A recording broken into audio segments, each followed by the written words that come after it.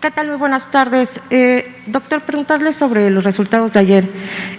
Los partidos políticos ayer se centraron, sus campañas se centraron en descalificar tanto el control de la pandemia como la situación de la salud.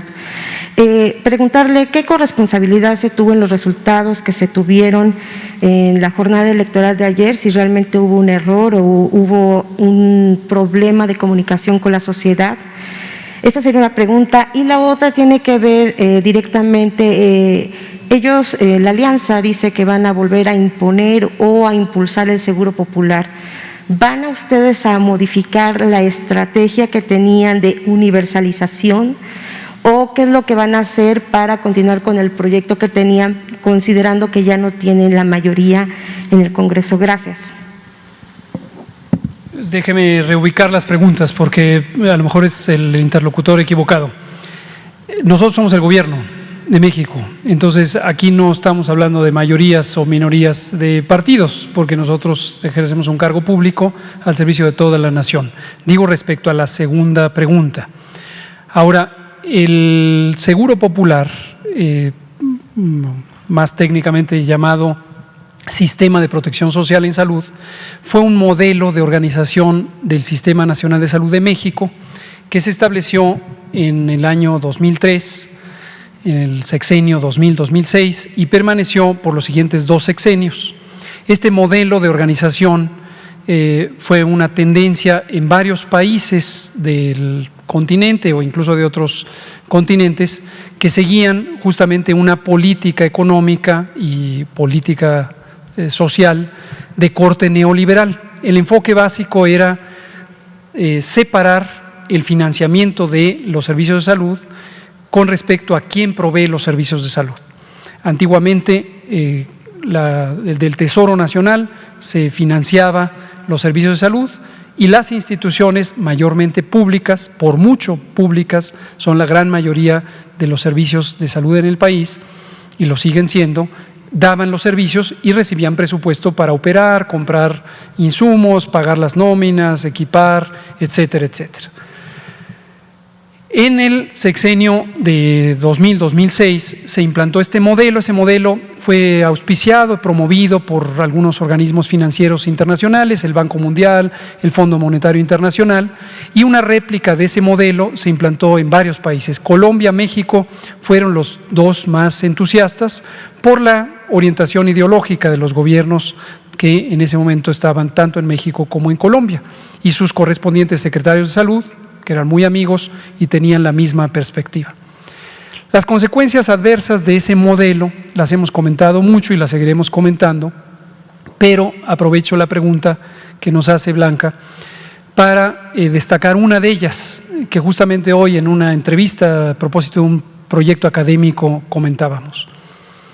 Al separar el financiamiento de la provisión de servicios de salud, se pretendía, vamos a decir que esta era la parte bien intencionada, que el sector privado iba a empezar a impulsar una oferta cada vez más amplia de servicios de salud, motivados por el hecho de que iban a ser contratados, ya que si se separa quién paga de quién da el servicio, existe la posibilidad de que se contrate desde el gobierno a entidades privadas. Este es el modelo tal como se planteó. No es una opinión ni es una valoración, es como se planteó. Y la intención era eso, que los actores privados, las empresas privadas, distintas firmas, grandes, medianas, pequeñas, se convirtieran en los preponderantes en la provisión de servicios de salud.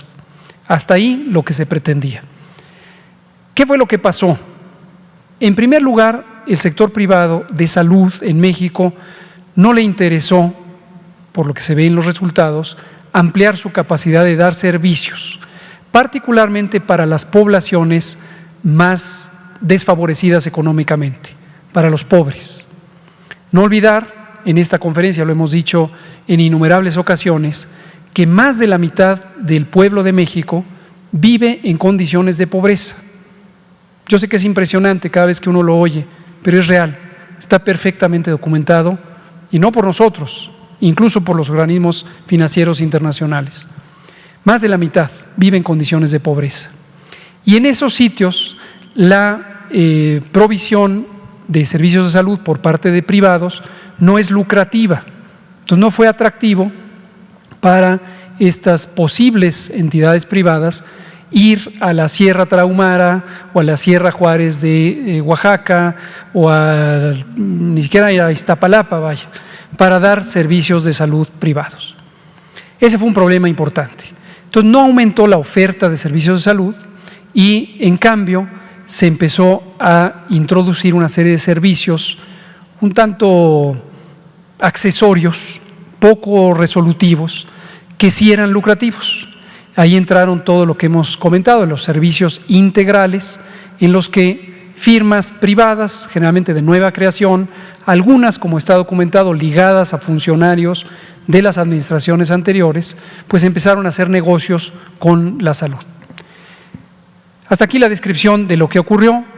Desde luego está claro que además actos rampantes de corrupción pues contribuyeron a que el sistema funcionara aún menos de lo que tenía o podía haber funcionado.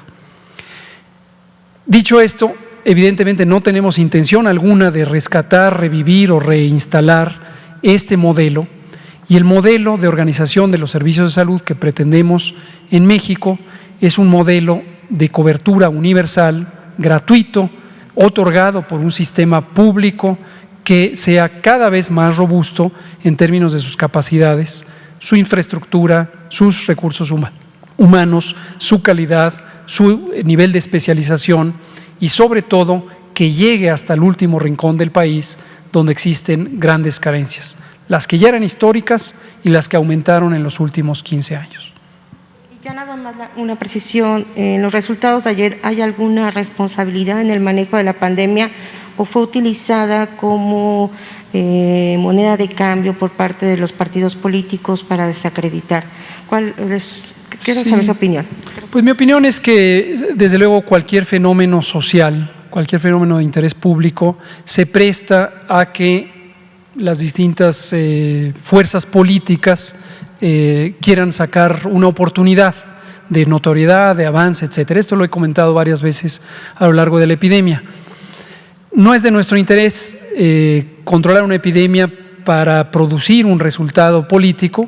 Nuestro interés es controlar una epidemia para que la gente no sufra los estragos que causa la epidemia. Y recordar que en México y en todos los rincones del país existe siempre una tensión, una compleja reto del manejo de una epidemia como esta, porque hay dos bienes públicos necesarios de cuidar. Por un lado, la salud y la vida, que es indiscutiblemente lo preponderante. Y para cuidarla, antes de que existiera una vacuna, lo único que había son las medidas de salud pública, el distanciamiento social, lo que en México le llamamos la sana distancia, para disminuir la oportunidad de que se encuentren las personas y se contagien unas con otras. Eso reduce la cantidad de casos, la cantidad de hospitalizaciones, desde luego la cantidad de personas que pierden la vida. Cuando uno lo ve gráficamente, esto es lo que hemos explicado también en innumerables ocasiones, se ve una curva epidémica plana, en vez de, como ocurre en otros países, y esto es constatable, con grandes picos, grandes subidas. En México, aunque tiene subidas y bajadas, dos mayores, ha sido una curva plana. Esto quiere decir que la carga absoluta de enfermedad se fue reduciendo en cada mes, en cada semana, en cada día, en la medida en que teníamos una estrategia de salud pública general orientada a todo este importantísimo y masivo proceso de mitigación, además de que se conservaron las intervenciones de contención, sobre todo de los brotes identificados. También instalamos un mecanismo de reconversión hospitalaria que ha sido el más grande de América. Esto tampoco es algo que esté en nuestra opinión, esto la Organización Panamericana de la Salud lo ha mostrado con datos. La más grande reconversión hospitalaria que hubo en el continente la hizo México. 6 veces se amplió la capacidad de atender a personas enfermas de COVID. La razón por la que tuvimos que hacer esa reconversión, en vez de acudir a un sistema rutinario de salud, precisamente está en que a lo largo de 40 años y mayormente de los últimos 15, el sistema de salud de México, siempre limitado, se limitó aún más. Fue cada vez más precario. Los hospitales abandonados, el déficit de 240,000 personas trabajadoras de la salud, la falta de financiamiento, toda la corrupción y el desmantelamiento, etcétera, ¿no? Tuvimos que hacerla, la hicimos y la hicimos siempre anticipándonos a la curva epidémica, de tal suerte que no hubiera ninguna persona que pudiera quedarse en una situación de incapacidad de ser atendida. Esto ha sido lo que ha conducido nuestro trabajo. El trabajo es público, coronavirus.gov.mx, ahí se puede encontrar una parte muy sustancial de la información. Tenemos réplicas de esa información y análisis adicionales, por ejemplo, en el portal de CONACYT, coronavirus.conacit.gov.mx. Tenemos distintas alianzas con algunas instituciones de educación superior, mayormente públicas, que están haciendo análisis de información. Tenemos los datos abiertos que hemos puesto a disposición también desde el inicio, y la idea es que se tenga un abordaje de Estado, toda la nación enfocada en un mismo propósito. Termino diciendo, para atender la pregunta, que ciertamente, y afortunadamente están en libertad de hacerlo, las fuerzas políticas, representadas a veces por legisladoras y legisladores, a veces por personas que opinan, a veces por columnistas, pues tienen el derecho a opinar lo que gusten. Qué bueno que vivimos en un país libre, un país con prensa libre, con libertad de opinión, y esto nos permite que haya pluralidad de opiniones. Qué bueno. El balance que haga cada quien de si esto tuvo una repercusión o la otra en términos de la política y las elecciones, pues no nos toca a nosotros hacer ese juicio. Muchas gracias, Blanca. Vámonos por allá con el compañero, regresamos acá con ustedes.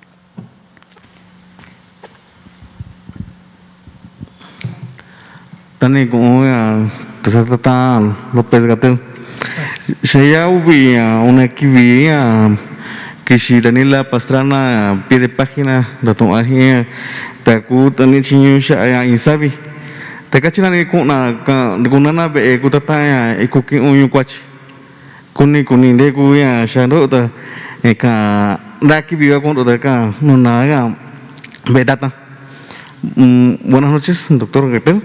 Hace 2 semanas, una plática de mi compañera Daniela Pastrana con el director de INSABI, le dijo que iban a inaugurar hospitales en la montaña de Guerrero. ¿Cuándo se prevé que se inauguren esos hospitales y cuáles son las características que van a tener? ¿Van a ser hospitales básicos de primer nivel o en qué condiciones van a quedar esos hospitales? Esa sería la primera pregunta y después le hago la siguiente. Con mucho gusto. Se relaciona con lo que comentábamos aquí con Blanca Valadez de Milenio. Estamos transformando el Sistema Nacional de Salud. El paso que dimos con un cambio legislativo que fue promovido y resuelto por el Poder Legislativo a finales de 2019, que permitió la reforma de la Ley General de Salud, que extinguió el modelo de seguro popular y dio lugar al modelo de salud para el bienestar, que es este modelo basado en la atención primaria de la salud, es el que ahora estamos construyendo. Ahora, aquí quiero hacer una pequeña pausa. Cuando se habla de construir y dar por terminado, a veces ha sido utilizado, lo fue durante varios meses en 2019 y 20, por personas que tienen aversión a esta transformación, para manipular la información como que nos deshicimos de algo que funcionaba y ahora no tenemos nada. Y esto no es cierto, lo hemos dicho y es perfectamente demostrable. Las instituciones de salud no han dejado de funcionar. Prueba de ello es que pudimos enfrentar la epidemia. Ya habíamos iniciado la transformación cuando empezó la epidemia y han seguido funcionando. El IMSS, el ISSSTE, los servicios médicos de Pemex, desde luego los servicios de las Fuerzas Armadas, el Instituto de Seguridad y Servicios Sociales de las Fuerzas Armadas, los servicios estatales de salud, 32 sistemas estatales de salud. Cada entidad federativa tiene su propio sistema de salud. La responsabilidad de cómo funciona, de cómo se financia, de cómo se organiza, de si da o no cuentas claras, si tiene o no resultados, de los sistemas estatales de salud es de los gobiernos de los estados, de los 32, incluida la Ciudad de México. Y esto no es algo que hayamos hecho nosotros, eso se hizo en 1997, cuando se descentralizó o terminó de descentralizar el Sistema Nacional de Salud. Empezó en el 85, terminó en el 97. Entonces, que quede muy claro, los servicios no han dejado de funcionar. Y mientras están funcionando, los estamos transformando. Hemos empezado por aquellos lugares donde hay la mayor carencia. Ninguna sorpresa, son las localidades donde existen las menores condiciones de bienestar social, donde existe la más extrema pobreza. La montaña de Guerrero, varias regiones de Oaxaca, varias regiones de Chiapas, en Veracruz, en múltiples entidades federativas, la Tarahumara, los Yaquis, múltiples territorios del país, enormes extensiones, vive esta mitad de la población, más de la mitad, que vive en condiciones de pobreza. Y ahí es donde estamos trabajando. Entonces, lo que usted relata y que el maestro Juan Ferrer le comentó a Daniela Pastrana de pie de página hace un par de semanas, es una muestra de muchas de esto. Con el caso de hospitales, tomamos como base hospitales que nos dejaron abandonados en el sexenio pasado. Hay un conjunto de más de 300, si somos benévolos son 307, si somos muy juiciosos, muy críticos, son más de 470 hospitales que dejó abandonados las administraciones anteriores, en especial la de 2012-2018. Al dejarlos abandonados, para que se den ustedes una idea, hay desde algunos que se construyeron, se terminaron, pero no tienen equipo de diagnóstico, la mesa quirúrgica, servicio de endoscopia, autoclave para esterilizar el equipo, etc. Esos son los que estaban en mejores condiciones. Algunos no tenían personal, nada, no había plazas, no podían operar, era el cascarón. Por cierto, no debemos olvidar algo que también poca gente tiene claro. Una parte muy importante de estos hospitales que quedaron abandonados, quedaron además como una deuda para la nación, porque en el sexenio, los últimos tres sexenios, desde 2000 para la fecha, en este modelo que decíamos de privatización oculta, se prefirió contratar compañías de construcción, que se le llamaba servicios integrales. Entonces se les paga una renta, construyen el hospital, lo equipan por completo, pero el hospital no es propiedad de la nación. Ciertamente algunos, que son pocos, tienen un equipamiento modernísimo, pero no había las plazas para operarlo. Y el esquema era tan perjudicial para el país que se tiene que pagar una renta. Estamos hablando de 1.500, 2.500 millones de pesos por mes, que se tienen que pagar a la compañía privada, en algunos casos son compañías extranjeras, constructoras, algunas están envueltas en estos escándalos, no me voy a referir a ellos, de corrupción grande, constructoras nacionales e internacionales. Entonces se le tiene que pagar aunque el hospital no opere. Imagínense ustedes, un ejemplo concreto, el Hospital Federal del Bajío, durante sus primeros 6 años, operó en números rojos, porque desde que se construyó no se podía operar porque no había plazas de personal, ¿no? Ahora, pero estoy describiendo el mejor de los esquemas, los resultados más exitosos. Existen varios hospitales, decenas de ellos, que nunca se terminaron. O se terminó la fachada, esto el presidente lo ha mencionado, este ejemplo, uno que hubo en Chihuahua, se inauguró, se cortó el listoncito, hubo aplausos y era la pura fachada, como si fuera la escenografía de una obra de teatro.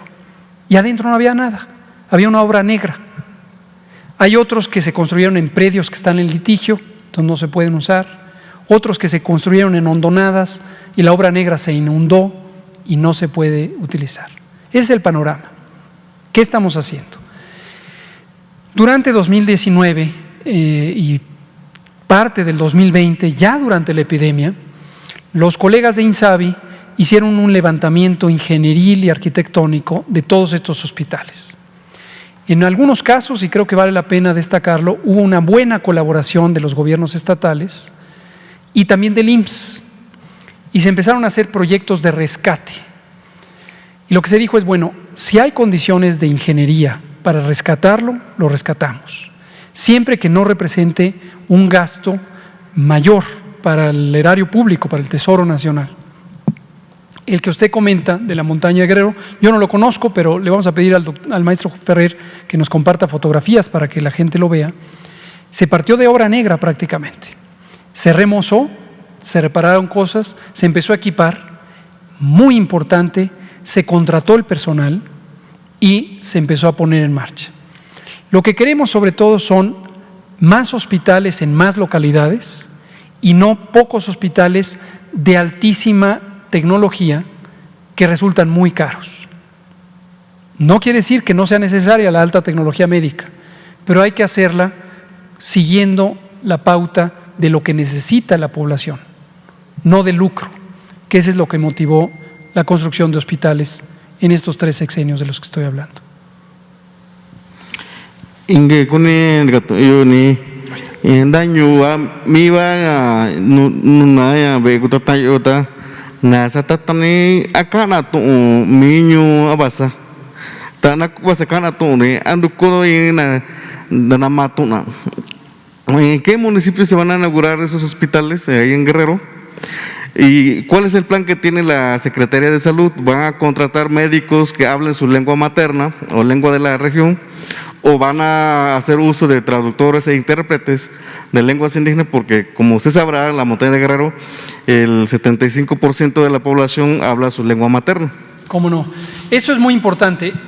Lo que le respondo para responderlo con toda sinceridad es, no tenemos en este momento información, el doctor y yo, sobre el detalle de cada uno de estos planes de construcción.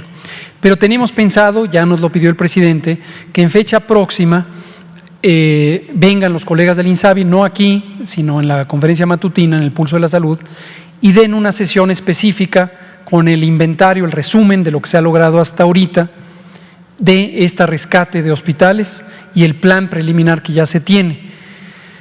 Una cosa muy importante que tiene un papel importante en estas decisiones es la planeación correcta del Sistema Nacional de Salud, de la cobertura de servicios. Usted vive en una región lejana con respecto a una ciudad.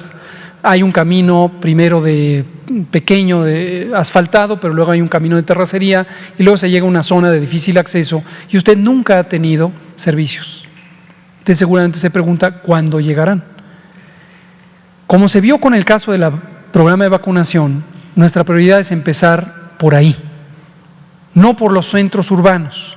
Recordarán que cuando presentamos el programa de vacunación, pequeño paréntesis, ahorita regreso a los hospitales, cuando presentamos el programa de vacunación COVID, planteamos que íbamos a avanzar simultáneamente en ciudades que en ese momento tenían alta intensidad epidémica, pero también en zonas rurales. Y hemos explicado varias veces el por qué, porque son las zonas marginadas, principalmente las rurales, y nunca han tenido servicios. Entonces, si una persona enferma de COVID, antes de que pueda llegar al punto de resolución de su padecimiento, pasan varias horas y tienen que ir en un transporte de difícil acceso, distinto a lo que ocurre en ciudades. Y recibimos críticas semejantes a lo que ya decía Blanca, de que por qué no en ciudades y que qué no nos dábamos cuenta de que la epidemia estaba más fuerte ahí. Por esto, porque nosotros vemos la injusticia social como un problema a solucionar. No nos parece correcto, no es éticamente correcto que exista injusticia social y que la acción de gobierno, como ha ocurrido antes, sea omisa o incluso la agrave. Cierro el paréntesis, regreso al tema de la montaña de Guerrero. Uno de los retos importantes es la discriminación cultural. Los sistemas de salud y en general los sistemas gubernamentales, los servicios gubernamentales, históricamente en México, pasa en otros países, han sido muy insensibles a la diversidad lingüística, cultural, étnica de nuestro país. Y en México tenemos más de 57 etnias que hablan idiomas originarios específicos. Quiero aquí señalar, porque nos da mucho gusto reconocerlo, Adelfo Regino, el titular del Instituto Nacional de los Pueblos Indígenas, ha hecho un papel muy sobresaliente, no solo en lo que le toca hacer de manera directa, sino en estimular que en las instituciones que nos encargamos de ciertos temas, cada vez haya más conciencia de la importancia de quitar el lenguaje como una barrera, en la medida en que se busque tener servicios en lenguas originarias, en lenguas maternas. Es un reto grande, pero una de las posibles vías que ya hemos estado instrumentando justamente tiene que ver con lo que usted dice, cuando se hace contratación de personal, buscar que sea lo más posible las personas que viven en la comunidad y que si no existen las personas que se han entrenado en cierta profesión, como puede ser los médicos, enfermeras, enfermeros, etcétera, pues buscarlo de una región en la que pueda fácilmente habilitarse en este sentido. Es un reto grande, hay mucho por hacer, pero ese es el sentido de lo que estamos trabajando. Muchas gracias. Perfecto. Blanca quiere complementar y luego ya le damos, son las 19:45, nomás demos espacio.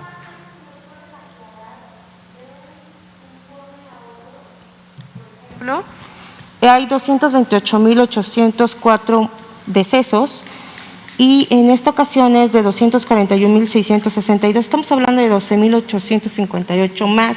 Sí. ¿Qué pasó ahí, si nos puede decir? Y también una opinión, murió la persona que fue detectada con el hongo negro. Si esto, bueno, ¿qué está pasando exactamente con eso? Mucho gusto, volvemos a hablar de hongo negro.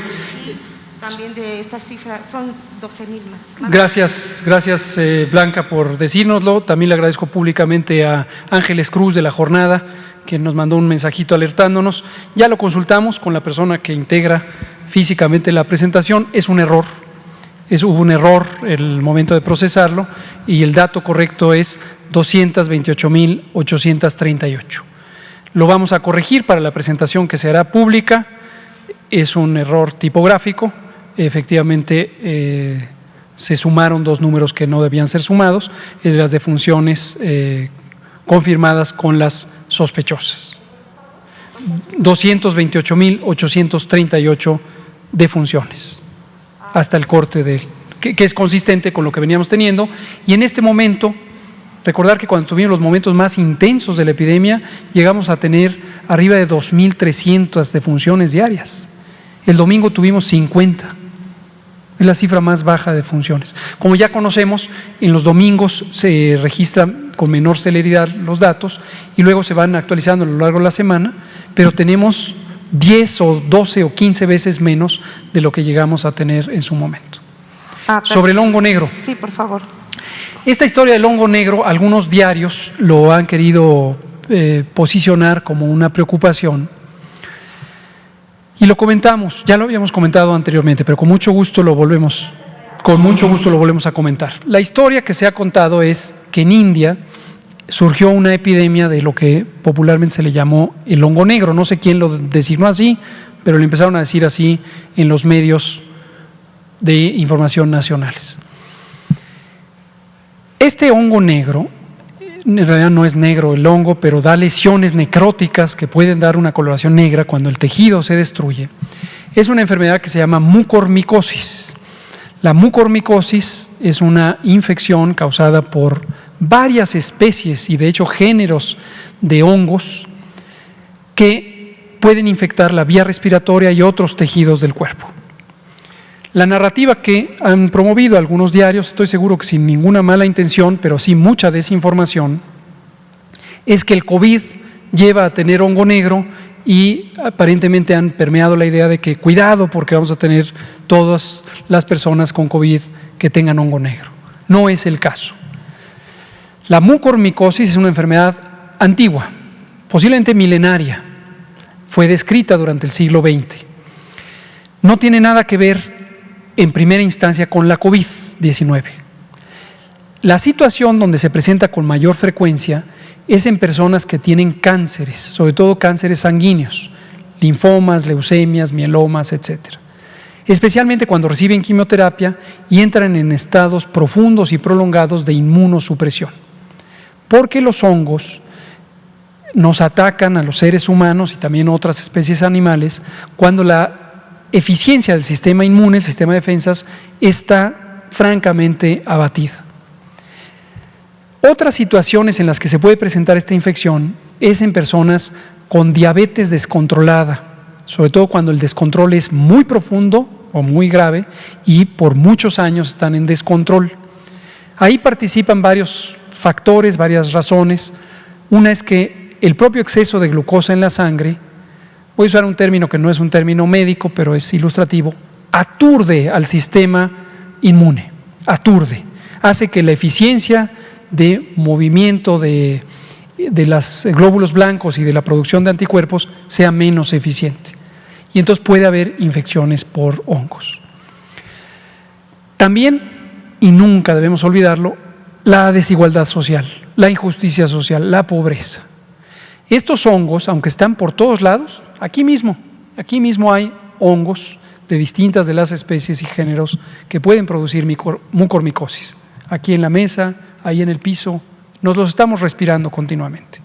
Esto lo digo no para que usted tema de que nos va a dar a todos, al contrario, para que usted vea que este fenómeno de tener hongos y que nos lo estamos respirando nos ha ocurrido por hace muchos milenios, seguramente todo el tiempo desde que existe la especie humana.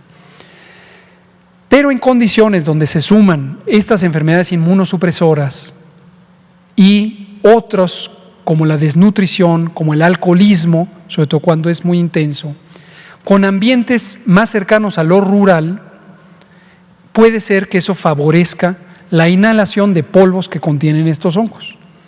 Entonces es más común que exista mucormicosis en ambientes rurales comparados con ambientes urbanos, aunque puede existir en las ciudades. Termino con el caso de India, para referirme después a este caso que se mencionó en el periódico Universal en México la semana pasada. En India hay amplios segmentos de la población que viven en condiciones de pobreza, igual que en México.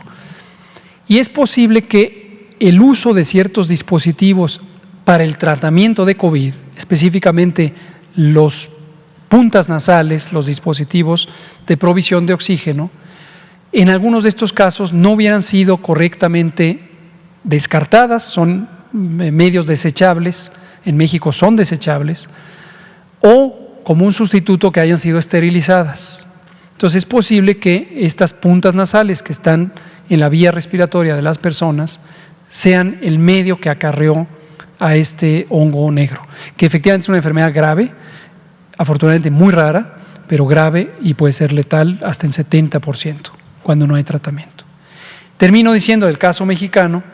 La semana pasada se habló de una persona, un joven, un hombre de 35 años me parece, de Chalco, que fue hospitalizado en el Instituto Mexicano del Seguro Social, que empezó súbitamente con algunas lesiones en la cara compatibles con una lesión por hongos. Está todavía en estudio el diagnóstico específico si es este hongo u otros hongos que también causan este tipo de daño. Lo que sí está claro es la persona padece diabetes desde hace 12 años en descontrol crónico, sufre de alcoholismo, que es una enfermedad, y ha tenido desde luego situaciones de exposición ambiental que podrían estar precipitando eso. Tuvo COVID, pero hace meses, de modo que no tiene nada que ver ni el COVID que tuvo, ni el tratamiento de COVID con que ahora tenga esta situación. El alcoholismo, la diabetes, las condiciones sociales en las que habita. O sea, como mucha gente está en esta situación de alcoholismo, puede suceder que... Así es, pero tampoco destaquemos al alcoholismo como la principal causa, porque todos los otros elementos, la diabetes o quien padece cáncer, son los escenarios más comunes.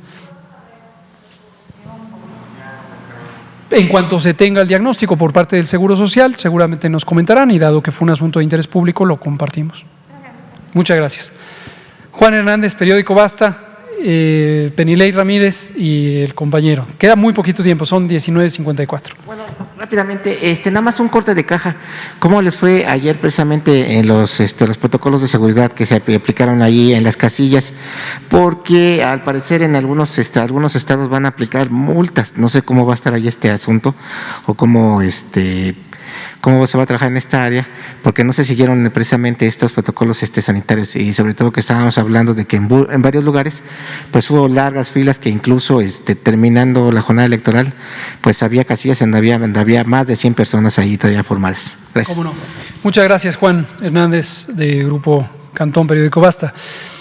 Como comentamos varias veces, el trabajo de colaboración entre la Secretaría de Salud y el Instituto Nacional Electoral nos ha dejado muy satisfechos, a ambas partes. Por cierto, en el portal Coronavirus publicamos la carta que amablemente envió el Instituto Nacional Electoral a nombre del presidente del instituto al doctor Alcocer, secretario de Salud, donde agradece la participación de nuestro equipo, específicamente el doctor Ricardo Cortés, en revisar los protocolos que en su momento elaboró el INE para la seguridad sanitaria. Y fue muy agradable estar compartiendo de ida y vuelta opiniones, comentarios, hasta que tuvimos 8 protocolos perfectamente definidos sobre cómo conducirse durante el proceso electoral. Los protocolos incluían, por un lado, la preparación de las campañas, la movilización con fines políticos, electorales, también el comportamiento de la ciudadanía en el recinto electoral, cómo llegar a la casilla, obviamente utilizar, como yo mismo lo comenté, cubrebocas, lavarse las manos, el alcohol gel, conservar la sana distancia. En las casillas habrán notado ustedes que ya no había cortina. Esto fue algo que, desde luego, en su momento ha sido valorado importante para cuidar la secrecía del voto, pero el protocolo lo que contempló es poner las casillas más apartadas para que no se interfiriera con la privacidad y la secrecía necesaria del voto, pero que al mismo tiempo no tuviéramos una cámara cerrada por el hecho de que existiera la cortina y eso hiciera un ambiente cerrado. Entonces no hubo cortina. Hubo alcohol gel a la entrada, a la salida, había alcohol desinfectante para toda la papelería y todo el material. La credencial no se entregaba a las manos de alguien, sino que se ponía sobre la mesa o se mostraba, etcétera. ¿Quién era el responsable de hacer cumplir esto? La autoridad electoral. Esto sí quedó muy claro desde el inicio, lo cual nos ha parecido correcto. La autoridad electoral ha funcionado bien, ha sido muy eficiente y tenemos la información de que en su mayoría, en su enorme mayoría, no hubo incidentes en general de cualquier cosa, pero tampoco sobre problemas que amenazaran la salud en relación con COVID. Entonces fue satisfactoria, yo pienso que nos dejó una lección muy útil para el futuro, no solo para lo que pudiera continuar esta epidemia, sino en cualquier otro momento en donde la salud pudiera complicar el ejercicio de ciertos derechos individuales y sociales. Muchas gracias. Penilei Ramírez, y usted, si nos da tiempo, y usted. Son las 19:57. Gracias, mucho gusto en saludarlo, doctor Gatell. Tengo varias preguntas sobre la vacuna CanSino. A ver si nos da tiempo. Las haré todas de una vez para que no diga usted que se acabó el tiempo. La primera es el 10 de febrero de 2021, cuando usted presentó la estrategia de vacunación ante la Academia Mexicana Nacional de Medicina de México. En una de las diapositivas que presentó, mencionaba una tabla con varias de las vacunas que habían sido las vacunas que habían sido aprobadas por COFEPRIS. En el caso en especial de CanSino, decía que tenía un intervalo de confianza, eficacia, le llama usted en la tabla, con una mediana de 66% y un rango inferior de 5%, el cual es menor al 30% que requiere la Organización Mundial de la Salud. La primera pregunta es, ¿por qué México aprobó esta vacuna a pesar de que tenía un rango inferior en el intervalo de confianza menor al que pide la Organización Mundial de la Salud? Como primera pregunta, y como segunda pregunta, en respuesta a un artículo que publicamos en Univisión el viernes en el que hablábamos de este tema, para el que buscamos a la Secretaría de Salud y no tuvimos respuesta antes de la publicación, hablábamos también, en respuesta a esto, CanSino publicó un boletín el sábado en el que decía que para la aprobación de COFEPRIS se entregaron a las autoridades mexicanas resultados de la fase 2. No se habla ni siquiera de un interim de la fase 3, que como sabemos se realiza en parte en México. Y quisiera saber, para la aprobación que sucedió en México de manera emergente, con cuántos datos de los participantes de la fase 3 en México se tomaron en cuenta y qué opinó el Comité de Moléculas Nuevas, este órgano auxiliar de COFEPRIS, de la aprobación de la vacuna, tomando en cuenta cuántos datos, ya dirá usted cuántos datos de la fase 3 se presentaron, y este intervalo de confianza con un rango inferior del 5%, según presenta usted en la academia. Muchas gracias, doctor. Y gusto en saludarlo después de un año. Me da mucho gusto. Cuando quiera volvemos a platicar. Sí se va a acabar el tiempo porque son las 19:59. No es algo que yo diga, sino es algo que es real. Pero tomo nota de sus preguntas, se las agradezco. Leí con atención su artículo, donde pareciera usted sugerir, mire, vamos a tomarnos un par de minutos nomás para que Penilei Ramírez, de Univisión y columnista del diario Universal, El Universal, no se quede sin la primera parte de su respuesta. Cuando guste, aquí estamos siempre. Dice que no nos encontró, aquí estamos todos los días. Entonces aquí nos encuentra siempre, igual que nos encuentran todas ellas y ellos. Usted en su artículo parece sugerir que hubo algo malo, que hubo una omisión o que hubo una situación. Con mucho gusto, Penilei. ¿No va a volver mañana? Seguimos mañana. Entonces, pareciera sugerir, lo que quiero es poner en contexto para quienes nos escuchan, que usted está acusando que hubo una malversación, una omisión, un acto indebido. Qué bueno que viene y pregunta para que tenga más información. El proceso de aprobación de cualquier producto es efectivamente algo que le compete a COFEPRIS, y una de las cosas importantes es que COFEPRIS tenga su autonomía técnica y de gestión. El diario donde usted escribe, El Universal, recuerdo, fue muy enfático en preocuparse cuando se adscribió COFEPRIS a la subsecretaría, y entonces decían, se va a perder la autonomía técnica de gestión. No se ha perdido. Entonces lo que le puedo decir es, hay distintos documentos que en su momento CanSino, a través de su representación en México, que es una organización que se llama Epic Research, presentó para consideración del Comité de Moléculas Nuevas. Y hay otra información. ¿Y qué dijo el comité? Como le digo, tiene autonomía técnica de gestión, pero podemos ver que COFEPRIS nos prepare una nota informando lo que ahí se dijo. Yo no participo en ese comité, no tengo ninguna relación con ese comité. Y hay otra información que posiblemente es la que usted no tiene contemplada, que en México y en el mundo se ha considerado de lo que ocurre en otros países. Usted mencionó ahí el ensayo clínico de Pakistán, por cierto, mi diapositiva de la que me puedo hacer responsable, es la información, como lo decimos en el manual operativo de vacuna CanSino, que está en nuestro portal coronavirus.gov.mx, se lo puedo facilitar, pero también lo puede encontrar ahí, esos datos. Y decimos explícitamente… 5% de rango inferior son datos de Pakistán. Decimos explícitamente, le recomiendo, dado que queda muy poco tiempo, de hecho ya nos pasamos, que lea más de eso.